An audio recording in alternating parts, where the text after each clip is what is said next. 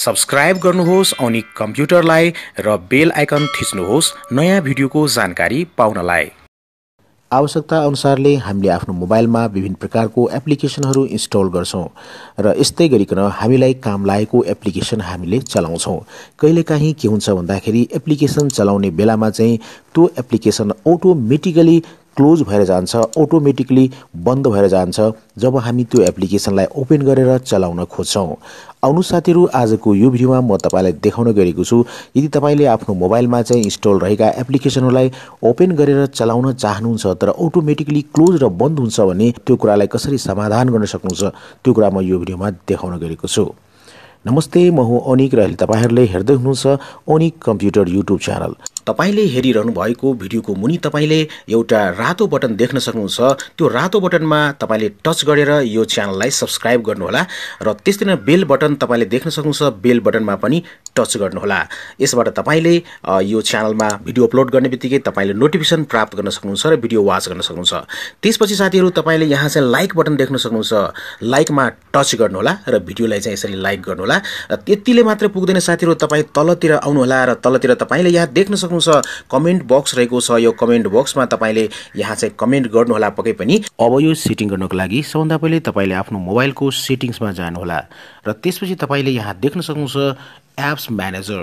तपाईको मोबाइलमा चाहिँ एप्स हुन सक्छ, यो एप्स म्यानेजरमा जानुहोला जहाँ कि तपाईले आफ्नो मोबाइलमा इन्स्टल रहेको सम्पूर्ण एप्लिकेसनहरू प्राप्त गर्न सक्नुहुन्छ, देख्न सक्नुहुन्छ। यदि तपाईको कुनै पनि एप्लिकेसन चलाउँदै जाँदाखेरि फोर्स स्टप हुन्छ, अटोमेटिकली स्टप हुन्छ भने त्यो एप्लिकेसनमा जानुहोला। जस्तै म फेसबुकको बारेमा देखाउन गएको छु।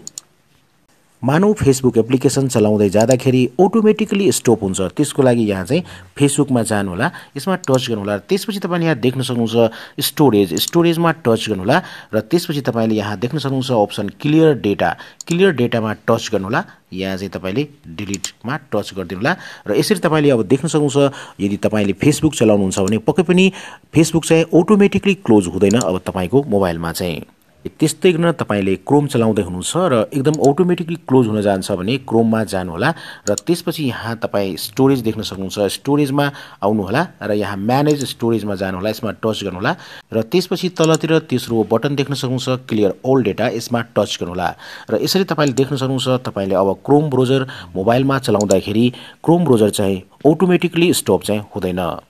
त्यसैले तपाईले आफ्नो मोबाइलमा युट्युब चलाउँदै हुनुहुन्छ र युट्युब चल्दा चल्दै अटोमेटिकली क्लोज हुन्छ भने युट्युबमा यहाँ चाहिँ जानुहोला, एप्स म्यानेजर भित्र स्टोरेजमा टच गर्नुहोला र यहाँ तपाईले क्लियर डेटा देख्न सक्नुहुन्छ, क्लियर डेटामा यसरी चाहिँ यहाँ टच गर्नुहोला र यहाँ चाहिँ तपाईले डिलिट गरिदिनु होला यसरी चाहिँ।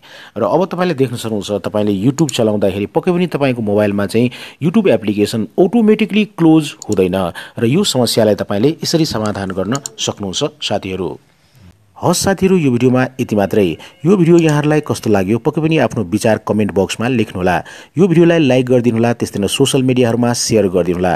त्यसैले साथीहरु, जहाँ जाँदै यहाँहरुलाई सानो अनुरोध गर्न चाहन्छु अनिक कम्प्युटर युट्युब च्यानललाई सब्स्क्राइब गरिदिनुहोला र बेल बटनमा टच गर्नुहोला नयाँ नयाँ भिडियोको अपडेट प्राप्त गर्नको लागि।